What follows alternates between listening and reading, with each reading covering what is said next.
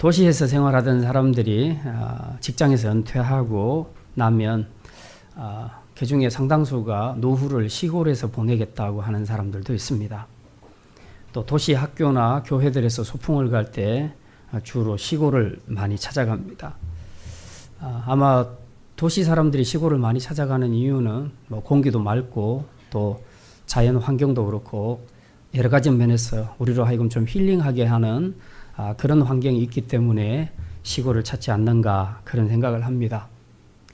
그런데 이제 시골에 가서 잠시 쉬는 것은 가능한데 시골에서 계속 살아라 하면 살 수 있겠는가?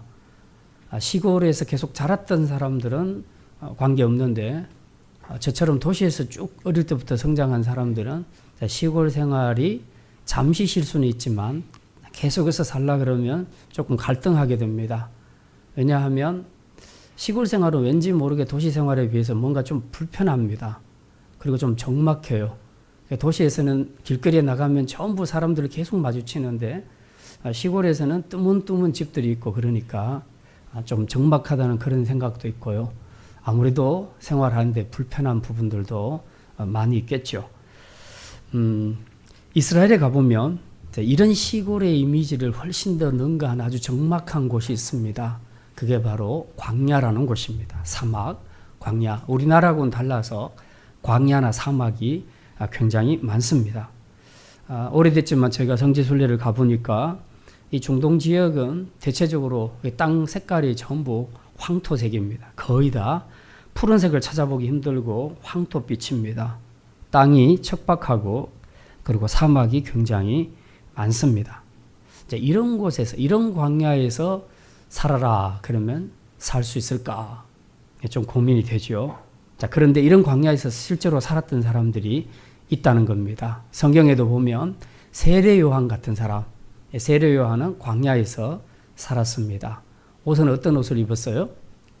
약대 털옷을 입고 먹는 것은 메뚜기와 석청이 꿀을 먹고 그렇게 광야에서 아주 단순한 삶을 살았다고 그렇게 말합니다. 광야에서의 삶은 단순할 수밖에 없습니다. 뭐 우리가 광야에 가서 무슨 파리 패션을 입고 그렇게 뭐 사는 것이 무슨 의미가 있겠습니까? 최고 브랜드 양복을 입는 것이 광야에서 사는데 무슨 의미가 있겠습니까? 광야 생활은 정말 단순하고 검소하고 소박할 수밖에 없습니다. 환경은 언제든지 이런 문화를 만들어내지요. 그렇지만 우리가 이 광야에서 세례 요한처럼 그렇게 메뚜기하고 석청이를 먹으면서 약대 털옷을 입고 지금 여러분에게 그렇게 살아라고 한다면 여러분 살 수 있겠습니까? 네, 힘들겠죠. 네. 이 광야는 그런 면에서 복잡한 도시 생활에 익숙해진 현대인들에게는 별로 달가운 그런 단어는 아닙니다. 자, 오늘 본문에 보면요. 두 본문을 봤는데 3절과 14절에 보면 광야란 단어가 나오고 그리고 14절에 보면 거친들이라는 두 단어가 나옵니다. 광야나 거친들 다 같은 말입니다. 근데 하나님은 이 두 구절을 통해서 이스라엘에게 무슨 말씀을 하냐 하면 이스라엘을 광야같이 만들어버리겠다. 하나는 그렇게 말씀하시고 하나는 내가 이스라엘을 데리고 광야로 가겠다. 그런 말씀을 합니다. 어느 쪽이든 별로 듣기에 좋아 보이지 않습니다. 가령 우리에게 누군가가 너를 데리고 내가 파리로 구경시켜 주겠다. 아니면 뉴욕으로 데리고 가겠다. 그럼 되게 기분이 좋겠죠. 근데 내가 너를 데리고 광야로 가겠다. 사막으로 가겠다. 그러면 별로 기분이 안 좋을 겁니다. 왜냐하면 광야는 적막하고 아무것도 없고 결핍돼 있고 불편하기 때문에 그렇습니다. 그러면 하나님은 왜 자기 백성을 이런 불편한 광야로 데려가려고 하는가? 또 왜 광야같이 만들어버리겠다고 말씀하시는가? 기왕이면 자기 백성에게 좀 기름진 땅에 비옥한 땅에서 살게 하고 거기서 많은 좋은 열매, 풍성한 열매 누리며 살도록 그렇게 인도하시지 왜 자기 백성을 광야에 세우고 광야같이 만들어버리겠다고 그렇게 말씀하시는가 하는 겁니다. 이제 우리가 살다 보면 우리 인생이 광야에서 있는 것과 같은 그런 것들을 경험할 때가 참 많이 있습니다. 자, 그런 점에서 오늘 하나님이 왜 자기 백성을 비옥한 땅이 아닌 이 광야 척박한 거친 덜에 세우려고 했는가? 우리가 그 의미에 대해서 함께 좀 생각을 하려고 합니다. 네, 두 가지 말씀입니다. 첫째는 하나님이 왜 자기 백성을 광야에 세우시는가? 네, 첫째는 징계와 연단을 통해 하나님을 찾게 하기 위함입니다. 한번 따라합시다. 징계와 연단을 통해 하나님을 찾게 하기 위함입니다. 예, 호세아서 배경도 우리가 함께 좀 생각을 해봐야 되는데요. 네, 2절에 보면 이렇게 기록이 되어 있습니다. 2절 말씀 우리 같이 읽겠습니다. 너희 어머니와 논쟁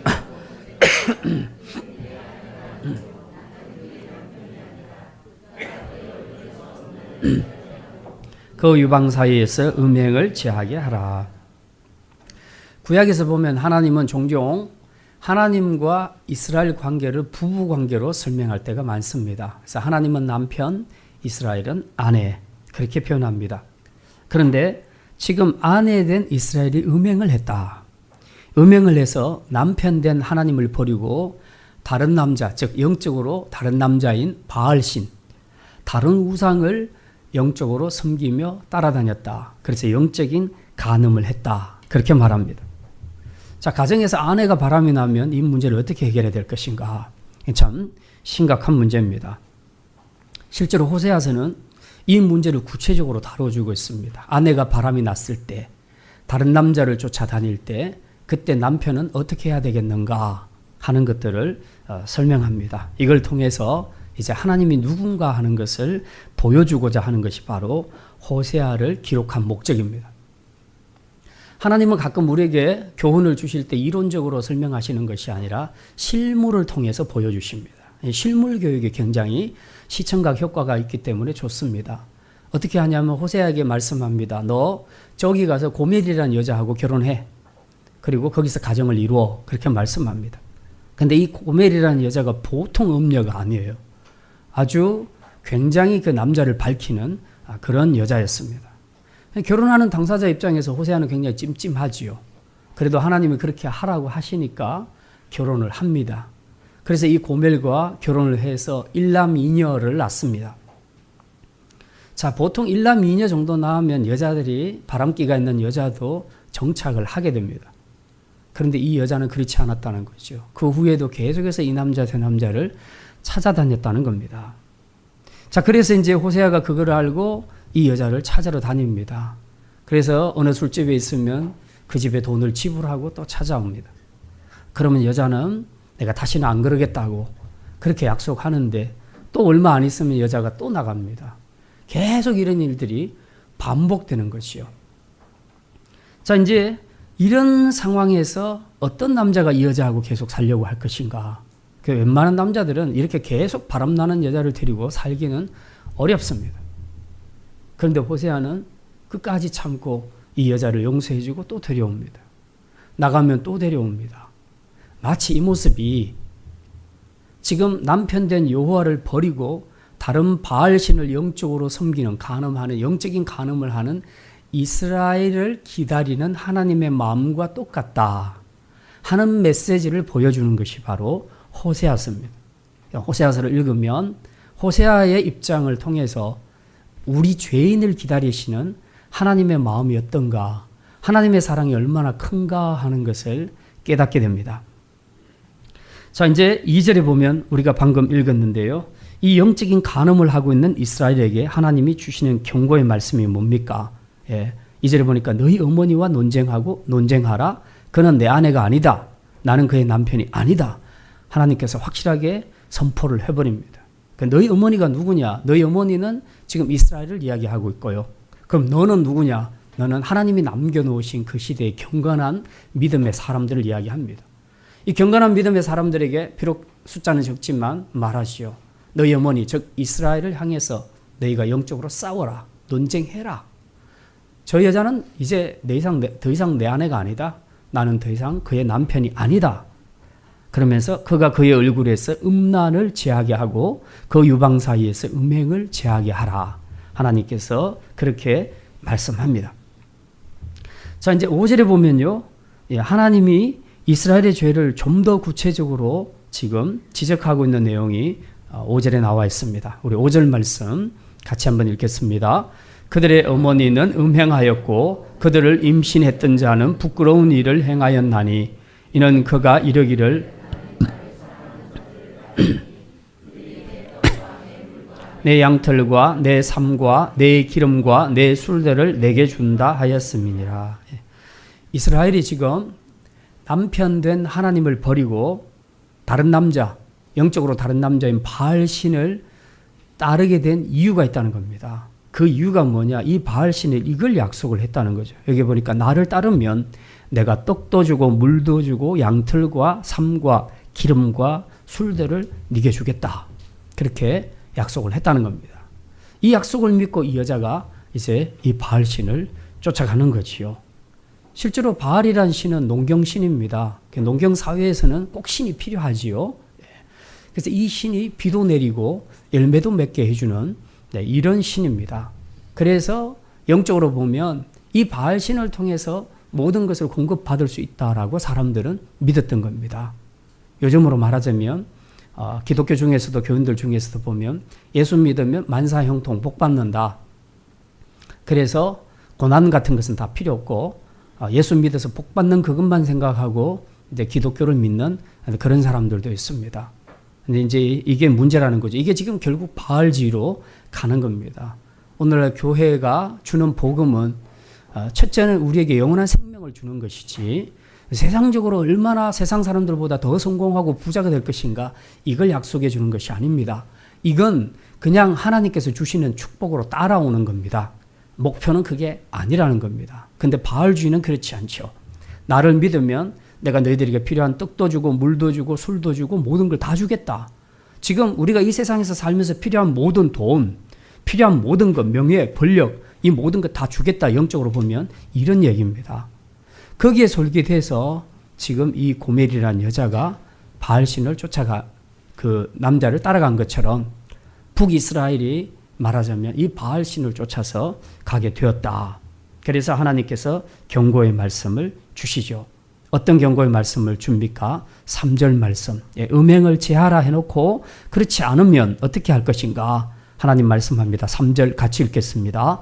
그렇지 아니하면 내가 그를 벌거벗겨서 날과 같게 할 것이요 그러 광야같이 되게 하며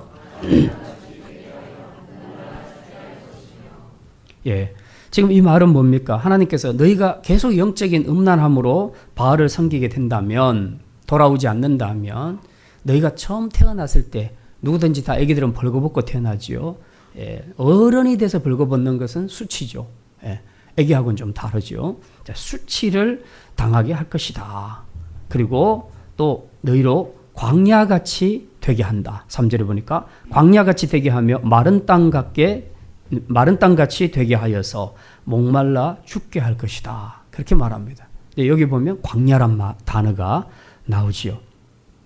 광야는 아무도 살지 않는 곳, 아무것도 없는 곳, 어떤 도움의 손길도 미치지 못하는 그리고 물도 없어서 목말라 죽을 수밖에 없는 인생에서 최악의 고통을 겪는 고난의 현장을 우리는 광야라고 그렇게 표현합니다. 그런데 오늘 하나님은 범죄한 이스라엘을 이런 광야같이 되게 만들어버리겠다. 하나님께서 이런 무서운 말씀을 하십니다.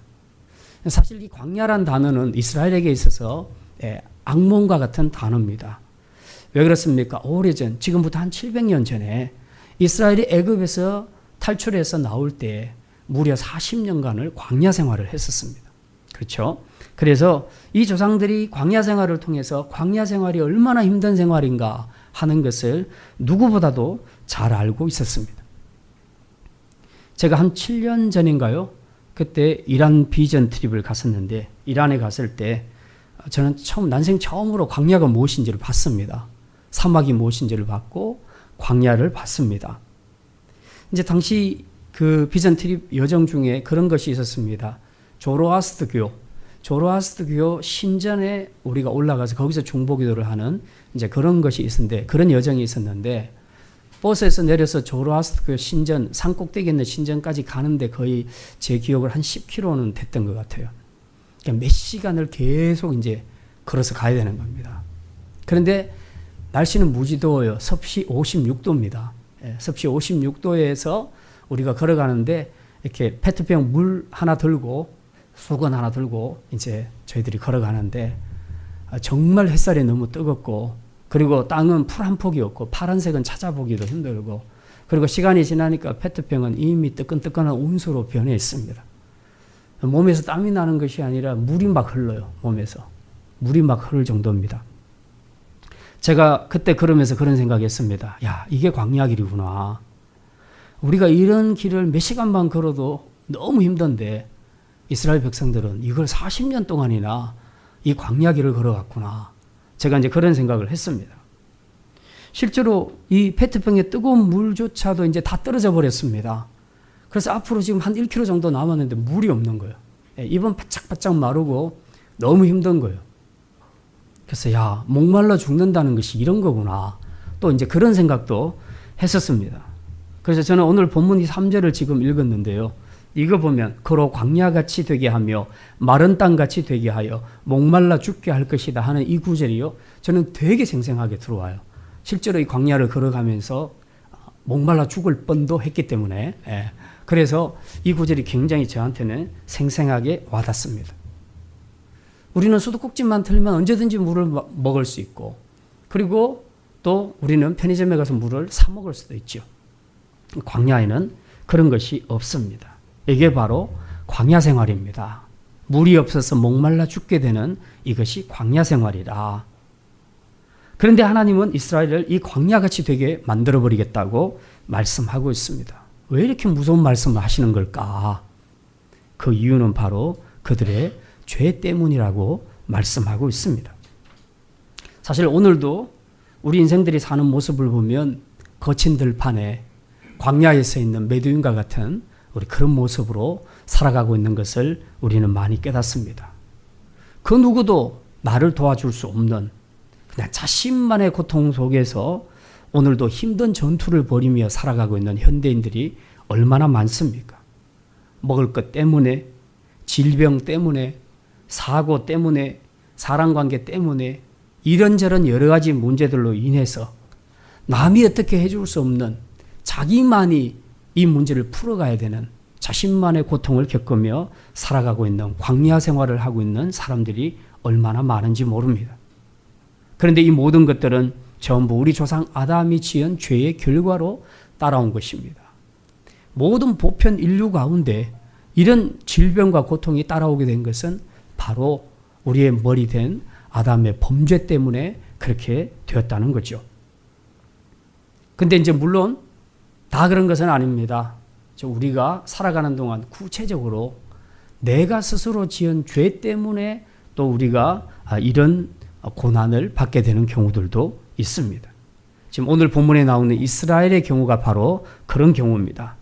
남편 된 하나님을 버리고 다른 신을 섬기는 영적인 간음죄를 짓고 있었던 겁니다. 그래서 하나님께서 2절과 3절에서 경고하지요.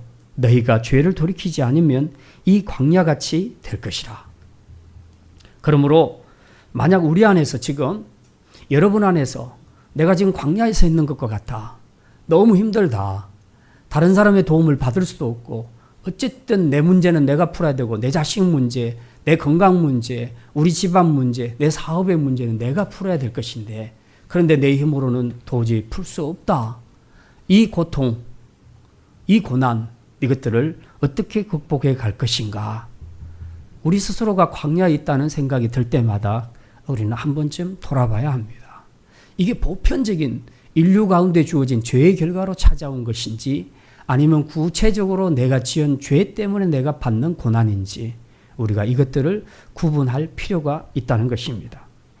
그리고 무엇보다도 우리는 내가 하나님이 아닌 다른 이방의 신, 지금 다른 바알이 약속한 그 어떤 세상의 풍족함을 쫓아서 내 남편 된 하나님을 버리고 내가 세상을 향해서 달려가고 있다면 그래서 내가 이 광야에서 이런 고통스러운 삶을 살고 있다고 생각된다면 우리는 먼저 이 부분부터 하나님 앞에 회개해야 할 것입니다.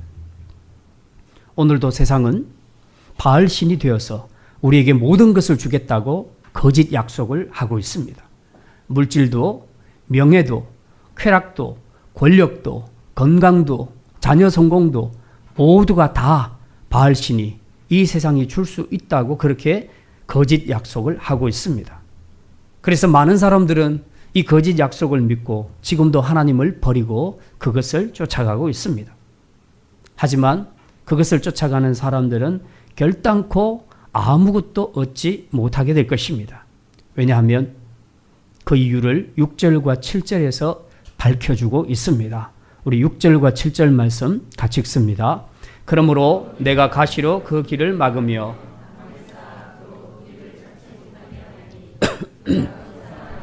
따라갈지라도 미치지 못하며 그들을 찾을지라도 만나지 못할 것이라. 그때의 내 형편이 지금보다 나았음이라 하리라. 모든 것을 다 줄 것처럼 약속하는 그 세상의 신, 그 바알의 문화를 쫓아간다 할지라도 그것들에게서 아무것도 얻지 못할 것이라고 하나님께서 호세아 선지자를 통해서 말씀하고 있습니다. 왜냐하면 첫째는 그런 신은 존재하지 않기 때문이고, 둘째는 하나님께서 막아버린다는 겁니다. 그 거짓된 약속을 따라 허무하게 쫓아가는 그런 인간들을, 그런 그리스도인들을 하나님께서 막겠다는 것입니다. 가끔씩 보면 우리 이제 좀 노인들 중에서 이제 건강 의료원 이런 데 가서 이렇게 침도 맞고 그렇게 마사지도 받고 하는 그런 데 있잖아요. 저희 어머니도 그런 데 많이 다니셨는데 하루는 깜짝 놀랄 일을 했습니다. 어머니가 300만 원짜리 매트를 구입하신 거예요. 네. 이제 우리 자녀들이 알고 깜짝 놀랐습니다. 어쩌려고 이렇게 하십니까? 그랬더니 가서 공짜로 계속해서 한 2달간을 받았는데 미안하기도 하고, 그리고 해보니까 좋고, 그리고 이때가 무슨 세일 기간이라고 또 싸게 해준다고 꼭 구입하라고 그렇게 얘기해서 자녀들 애 먹이지 말고 어머니 건강은 어머니가 챙기시라고 그렇게 300만 원짜리를 산 거예요. 그래서 아주 아들, 딸들이 전부 다 아주 기함을 할 뻔했습니다. 근데 처음만 그런지 알았더니 그 뒤에 또 뭘 하나를 샀어요. 예. 그래서 이걸 어떻게 해야 되나 아무리 얘기해도 말을 안 듣는 거죠. 거짓 그 약속, 거짓 선전을 따라서 그렇게 그 유혹을 받아서 그 말을 믿고 구입하는 것처럼 이 세상의 바알신, 이 세상의 문화들은 우리가 그것만 열심히 쫓아가면 그것을 얻을 수 있을 것처럼 그렇게 말합니다. 실제로 그런 것들이 우리에게 약속한 것을 주지는 못합니다. 그리고 하나님은 어쨌든 막을 겁니다. 그래서 그 이후로 저희 어머니 가지고 있는 통장을 자녀들이 다 뺏었습니다. 예. 오늘 여기 본문에 보니까 내가 6절에 내가 가시로 그 길을 막으며 담을 쌓아 그로 그 길을 찾지 못하게 할 것이다. 왜냐하면 이 길로 가면 죽는 거거든. 이 길로 가면 멸망하는 길이거든. 그러니까 하나님이 그걸 알고 가시로도 막고 담도 쌓아서 그렇게 해서 못 가게 한다는 겁니다. 왜? 당신의 사랑하는 자녀니까. 내 사랑하는 자녀가 이렇게 사기를 당하면 안 된다는 거죠. 돈 몇백만 원이야 사기 당해도 관계없지만 영혼이 빼앗긴다면 그거는 다시 물을 수도 없지 않습니까? 그래서 하나님께서는 이렇게 다 막겠다고 그렇게 말씀합니다. 그리고 7절에 보니까 그가 그 사랑하는 자를 따라가도 미치지 못하며 그들을 찾을지라도 만나지 못할 것이라. 그리고는 그제야 그가 이렇게 고백한다는 겁니다. 내가 내 남편에게로 돌아가야 되겠다. 그때의 내 형편이 지금보다 더 나았다. 요즘 흔히 하는 말로 조강지체가 낫다. 이제 그런 비슷한 말이죠. 예. 옛날 내 남편이 낫더라는 거죠. 다른 남자들 아무리 쫓아가봐야 잘 되지도 않고 일은 안 풀리고 맨날 사기당하고 그리고 맨날 두들겨 맞고. 근데 그렇게 살았던 그것이 참 어리석었다. 그래서 나 이제 본 남편에게로 돌아가야 되겠다. 그때 내 남편하고 살았을 때가 훨씬 나았다. 이제 그렇게 고백을 하게 된다는 겁니다. 지금도 하나님을 떠나 세상을 향해 따라가는 사람들이 많이 있습니다. 심지어 믿는 사람들조차도 믿음의 생활을 잘 하다가 어느 순간에 무슨 이유에서든지 하나님을 떠나서 마치 세상과 연애하듯이 그렇게 세상을 향해 전력 질주하는 그런 사람들도 있습니다. 하지만 그들이 달려간 그 길의 끝에는 속았다는 생각, 파멸만 있을 뿐입니다. 그래서 우리 인생은 완전히 실패했을 때 비로소 돌아온 창자처럼 하나님 안에 있는 것이 좋았다. 내 아버지 집이 정말 좋았다. 라는 그런 고백을 하며 하나님께 돌아오게 된다는 것입니다. 그런 점에서 볼 때 광야 생활은 극한 한계 속에서 하나님께로 돌아오게 하려는 일종의 경계라고, 징계라고 볼 수 있습니다. 사실은 돌아온 탕자가 이런 고난에 빠지지 않았더라면 아버지께로 돌아왔겠습니까? 계속해서 잘 먹고 잘 살고 그렇게 살 수 있었다면 계속 그 생활을 했을 거 아니에요. 근데 나중에 완전히 파산하고 친구들 다 배신하고 떠나고 진짜 완전히 쪽박차고 거지 되니까, 그래서 남의 집에 가서 돼지치기 하는, 그래서 그 돼지들이 먹는 쥐염 열매로 배를 채울 그런 극한 상황에 들어가니까 그때 비로소 뭘 생각하느냐, 내 아버지 집에는 풍족하고 먹을 것도 많거늘 그때가 행복했었다, 그 고백이 나오게 되는 겁니다. 그러니까 징계라는 것이 꼭 나쁜 것이 아니에요. 징계라는 것은 말하자면 우리의 그 한계 속에서 하나님께서 우리를 회복시키는 그런 은혜의 방편이다 하는 것을 우리가 생각할 수 있습니다. 징계를 하는 것은 하나님이 우리를 죽으라고 하는 것이 아니에요. 다시 살리려고 징계를 주시는 것입니다. 그래서 우리가 광야에 서 있을 때에도 이 징계라는 느낌이 들면 우리가 희망을 가지셔야 됩니다. 이제 돌아온 탕자처럼 돌아가기만 하면 내가 옛날과 같은 그런 삶을 살 수 있겠구나. 우리가 그런 희망을 가지고 주님 앞으로 돌아가야 하는 것이죠. 또 하나는 광야의 삶은 연단을 위한 것입니다. 이제 광야 생활을 하면 내려놓아야 될 것이 참 많습니다. 우선 이 정착민의 마인드와 정착민의 생활 패턴을 다 내려놔야 됩니다. 여행하실 때 여러분 냉장고 들고 다니시는 분 없잖아요. 그죠? 다 내려놓습니다. 물건을 최소화합니다. 늘 이동해야 되니까. 그런데 뭐 이것저것 다 챙겨가지고 나는 여자들 화장품 많잖아요. 그죠? 뭘 바르고 저는 순서도 못 외우고 요즘은 이름도 너무 어려워요. 남자들은 스킨 로션 2개만 있으면 되는데 뭐 여자분들은 보니까 거의 한 10몇 가지 되는 것 같아요. 그걸 일일이 다 챙겨가고 옷도 봄, 여름, 가을, 겨울로 다 가져가고 신발도 그냥 기후에 따라서 다 챙겨가고 그렇게 해서 하면 짐이 얼마나 많겠어요. 이래가지고 여행 못해요. 특히 광야 생활은 못합니다. 가다가 쓰러져요. 그래서 광야 생활은 최대한 단순하게 해야 됩니다. 아주 검소하게 해야 됩니다. 그냥 먹고 살면 되는 거예요. 그냥 밥만 먹으면 되는 거예요. 그냥 옷 하나만 걸치면 되는 거예요. 바로 이 생활이죠. 세례 요한이 살았던 것은 그겁니다. 바로. 욕심을 부리면 부리는 만큼 광야에서는 삶이 더 고달파지고 힘들어집니다. 그래서 하고 싶은 것, 먹고 싶은 것, 입고 싶은 것 다 내려놔야 됩니다. 광야의 빈들은 또한 아무것도 우리에게 제공하지 않기 때문에 우리는 그때부터 뭐만 바라보게 됩니까? 하나님만 바라보게 됩니다. 하나님만 바라볼 수밖에 없다는 겁니다. 그래서 이스라엘은 40년 동안 광야 생활하면서 본의 아니게 하나님을 바라볼 수밖에 없었어요. 왜? 아무것도 없으니까. 아무것도 없으니까. 그래서 그들은 이 광야 생활을 통해서 하나님만 바라보고 의지하는 훈련을 했다는 것입니다. 실제로 그렇게 했을 때 하나님은 아무것도 없는 광야에서 그들을 다 먹이셨습니다. 하늘에서 만나를 내리시고 메추라기를 허락하시고 그리고 반석에서 목마를 때는 물이 나오게 하셔서 물을 먹였습니다. 광야 생활은 철저히 하나님만 바라보며 그분의 말씀에만 순종해야 하는 훈련의 장소다 하는 것을 분명히 우리에게 깨닫게 해주십니다. 우리가 일상적인 도시 생활에서는 내가 지갑만 꺼내면 지갑 안에 현금도 있고 카드도 있습니다. 그래서 내가 필요한 것들을 이걸 통해서 채웁니다. 요즘은 참 좋죠? 돈 없어도 일단 긁으면 됩니다. 일단 긁으면 되니까 문제는 해결할 수 있어요. 나중에 뭐가 어떻게 되든지 말든지. 지금 그렇게 돼 있습니다. 그러니까 돈 있고 카드 있으면 현대에는 거의 구입 못할 것이 없습니다. 그러니까 사람들이 문제가 생겨도 하나님이 별로 필요 없어요. 카드만 있으면 돼. 돈만 있으면 돼. 그래서 이 풍족한 삶에서는 하나님을 바라보기가 어렵습니다. 그렇지만 광야에서는 아무것도 공급받을 수 없으니까 돈도 없고 카드도 없고 아무것도 없으니까 그냥 주님을 바라볼 수밖에 없는 것입니다. 그래서 하나님은 불가피하게 우리를 종종 광야에 세우시는 겁니다. 아무것도 안 가지도록 하나님이 다 내려놓게 합니다. 빼앗아갑니다. 어떤 집안은 너무 심하게 하나님이 가져가 버리십니다. 그래서 완전히 빈손을 만들어 버립니다. 그래 놓고 이 광야에 세워놓고는 이제 이 사람이 하나님을 바라볼 수밖에 없도록 만드시는 거죠. 근데 참 감사한 것은 바로 이 광야 생활을 통해서 우리 인간은 내가 사는 것이 내 힘이 아니라 하나님의 힘으로 산다는 것을 비로소 고백하게 되는 것입니다.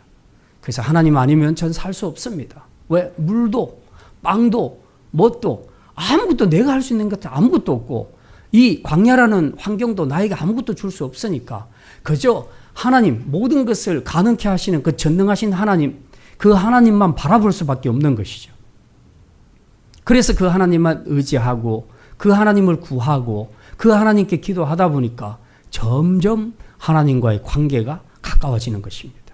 아주 긴밀한 교제가 그때부터 이루어지는 것입니다. 그러니까 옛날에 이 수도원들이 왜 광야에 세워졌느냐 다 이유가 있다는 거죠. 그것 때문입니다. 이런 도시 속에 수도원이 있다 그러면 이게 좀 그렇잖아요.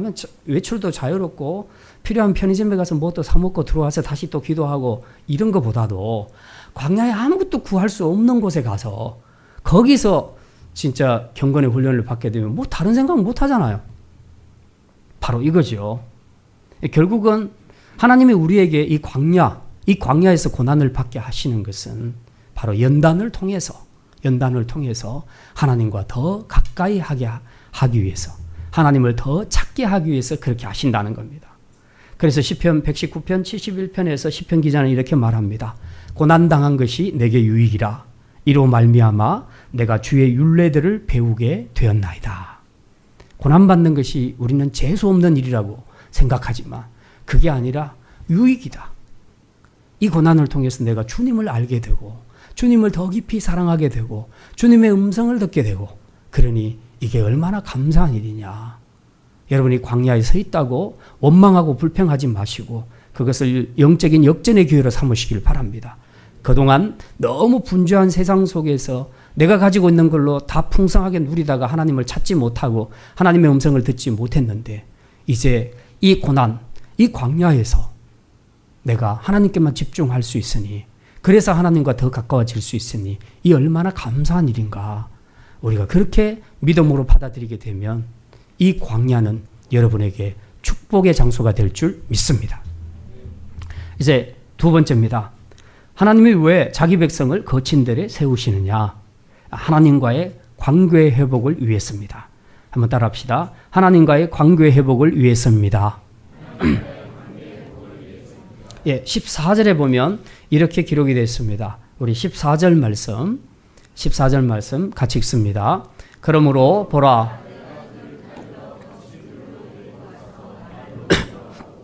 예, 하나님께서 지금 이스라엘 백성들을 잘 달래가지고 어디로 데려간다고요?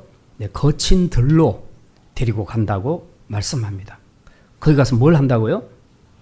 말로 위로한다. 무슨 위로? 이제 너희들이 지은 죄에 대해서 내가 징계를 내렸으나 이제는 내가 너희를 회복시켜 줄 것이다. 고난에서 건져줄 것이다 하는 말로 하나님이 위로를 한다는 겁니다. 자, 그리고 그 위로의 내용은 구체적으로 나타나 있습니다. 15절 같이 읽습니다. 거기서 비로소 그의 포도원을 그에게 주고 악을 골짜기로 소망의 문을 삼아주리니 그가 거기서 응대하기를 어렸을 때와 애굽 땅에서 올라오던 날과 같이 하리라. 네. 하나님께서 지금 회개하는 이스라엘에게 포도원을 주신답니다. 이 광야에서 포도원 주면 무슨 쓸데있냐라고 생각하면 안 됩니다. 하나님은 광야에서 포도원을 주실 때 열매 맺도록 주신다는 겁니다. 그러니 이게 지금 말도 안 되는 상황에서 하나님께서 모든 축복을 회복시켜 주신다. 지금 그런 말씀을 우리에게 주고 있습니다. 그 다음 보니까 악을 골짜기로 소망의 문을 삼아 주셨다. 악을 골짜기 아시죠? 이게 누가 지금 묻혔던 것입니까? 예, 여호수아가 아이성과 전쟁을 했을 때 패하게 되지요. 그 이유를 분석해 봤더니 여리고성 전쟁 때에 아무 물건도 손대지 말라 그랬는데 아간이라는 사람이 지금 물건을 훔쳤지요. 그것 때문에 결국 전쟁에서 패하게 됩니다. 이 원인을 알고 이제 그를 찾아내서 죽이죠. 그 가족들과 함께. 그래서 아골 골짜기에 거기서 돌로 쳐서 죽이고 거기에 돌무덤을 만들어 놨습니다. 그게 바로 아골 골짜기죠. 그러니까 아골 골짜기는 고통과 괴로움을 뜻합니다. 지금 이 고통과 괴로움을 뜻하는 아골 골짜기를 뭘로 삼아주신다고요? 15절에 보니까 소망의 문을 삼아주셨다. 소망의 문. 이 말은 이제 북이스라엘이 당하는 큰 시련을 축복의 기회로 만들어 주신다. 그렇게 말씀한다는 의미입니다. 자, 그다음 보면 그가 거기서 응대하기를 어렸을 때와 애굽 땅에서 올라오던 날과 같이 하리라. 어렸을 때와 애굽 땅에서 올라오던 날, 이 두 개는 같은 말입니다. 무슨 말입니까? 이스라엘이 애굽에서 탈출하던 날, 구원받던 때를 지금 이야기하고 있습니다. 그때 뭘 했다고요? 응대했다. 응대한다는 것은 노래한다, 화답한다 하는 그런 의미입니다. 하나님이 이스라엘을 애굽에서 구원하셨을 때 이 그 홍해를 가르고 건너잖아요. 건너고 난 이후에 혹시 여러분이 출애굽기를 보시면 거기서 미리암과 그리고 사람들이 모여서 소고를 치고 꽹가리를 치고 그러면서 하나님을 대대적으로 찬양하는 그런 내용이 나와 있습니다. 그게 바로 여기 응대한다, 화답한다는 그런 내용입니다. 자, 지금 그랬던 것처럼 지금 하나님께서 이스라엘을 다시 회복시켜 주실 것입니다. 그러면 이스라엘이 감사해서 하나님 앞에 찬양하겠죠. 지금 너희들이 나를 찬양하리라, 응대하리라 라고 그렇게 말씀합니다. 자, 그러면 이제 궁금한 것이 있습니다. 하나님이 이렇게 이스라엘을 회복시킨다고 말씀하실 때, 이 말씀을 주실 때 그냥 말씀하시지 왜 굳이 여기 14절에 보니까 거친 들로 데리고 가서 그렇게 말씀하시는가? 왜 이 광야를 보여주시면서 그렇게 말씀하시는가 하는 것이죠. 하나님은 지금 이스라엘의 회복을 옛적에 이스라엘이 출애굽할 때와 비교해서 지금 설명을 하고 있습니다. 이 말이죠. 내가 그때 오래전 이제 700년 전입니다. 내가 그때 너희들을 애굽에서 구원해낼 때 너희들이 북치고 꽹가리치고 나를 찬양하지 않았느냐. 내가 광야에서 너희들을 인도할 때 독수리가 날개 아래 새끼를 품은 같이 내가 너희들을 품어주지 않았느냐. 너희가 뜨거운 햇볕에 그 광야길을 걸어갈 때 내가 그 햇볕으로 보호하기 위해서 너희에게 구름 기둥을 줬고 밤에는 불 기둥을 주지 않았냐. 너희들이 배고프다 할 때 내가 만나를 주었고 고기 먹고 싶다 할 때 내가 메추라기를 주지 않았느냐. 물 먹고 싶다 할 때 내가 반석을 쳐서 물을 주지 않았느냐. 40년 동안 너희들이 어디 매장에 가서 옷 사본 적이 있냐. 신발 사본 적이 있냐. 분명히 신발도 옷도 전혀 헤어지지 않았다. 이건 기적 아닙니까? 하나님께서 광야에 무슨 매장이 없으니까 하나님이 할 수 있는 방법 하나입니다. 옷 안 떨어지게 했어요. 신발 안 떨어지게 했습니다. 여러분 신발 40년 신으신 분, 옷을 40년 입으신 분 없죠? 기적입니다. 하나님께서 이렇게 해주셨다는 것입니다. 너희가 나를 바라보고 의지하고 사랑할 때에 내가 이 모든 것 주지 않았느냐. 나는 너희의 최고의 연인이었다. 최고의 연인이었다. 그리고 이 광야는 보기에 척박하고 처량하게 보여도 그 40년간 우리 둘에게는 최고의 데이트 장소가 아니었냐. 지금 그걸 말씀하는 겁니다. 무려 40년 동안 이 광야에서 내가 너하고 연애했지 않냐. 하나님이 그래서 지금 이 거친들로 이스라엘을 데리고 가서 말로 위로를 한다고 말씀하고 있습니다. 우리가 흔히 연애할 때 이제 그런 얘기를 하죠. 서로 이제 막 죽고 못 사는 좋을 때는 문제가 안 되는데 어느 시점에서 둘이 다투고 헤어지자 어쩌고 이제 갈라서자 그런 이야기가 나올 때 이제 가끔 푸는 방법 중에 하나가 그거죠. 우리가 처음 만났던 곳, 처음 고백했던 곳, 처음 사랑을 나누었던 곳. 신혼부부로 말하자면 정말 그 월세방, 어두운 그 단칸방이지만 바로 거기서 이 부부가 사랑함으로 가정생활을 처음 시작한 바로 그 장소. 그 장소를 찾으면서 우리가 여기서 이렇게 사랑을 나누었었는데, 이렇게 서로 아껴주었었는데 라고 그렇게 서로 고백할 때 서로 마음이 이제 풀려서 회복되는 이제 그런 경우들을 우리가 보지 않습니까? 그런 점에서 이 광야는 하나님과 이스라엘의 사랑을 다시 생각나게 하는 추억의 장소였다. 그리고 멀어졌던 하나님과의 관계를 다시 회복시켜주는 그런 장소였다 하는 것을 우리에게 보여주고 있습니다. 혹시라도 교회를 떠나신 분, 교회는 다니고 있지만 그 아름다웠던 하나님에 대한 믿음과 그 첫사랑을 다 잊어버리고 신앙의 열정도 다 잃어버리고 어느덧 불신자처럼 세상을 향해 달려가시는 분, 이제 이 추억의 장소로 여러분이 과거에 주님과 열렬히 나누었던 그 사랑을 나누었던 그곳으로 다시 돌아오시기를 바랍니다. 비록 광야는 초라해도 바로 이곳에 생명이 있고 이곳에 우리를 기다리는 주님의 사랑이 있음을 믿으시기를 바랍니다. 이제 말씀을 마칩니다. 지금 인생의 거친들의 광야에 서 계신 분이 있습니까?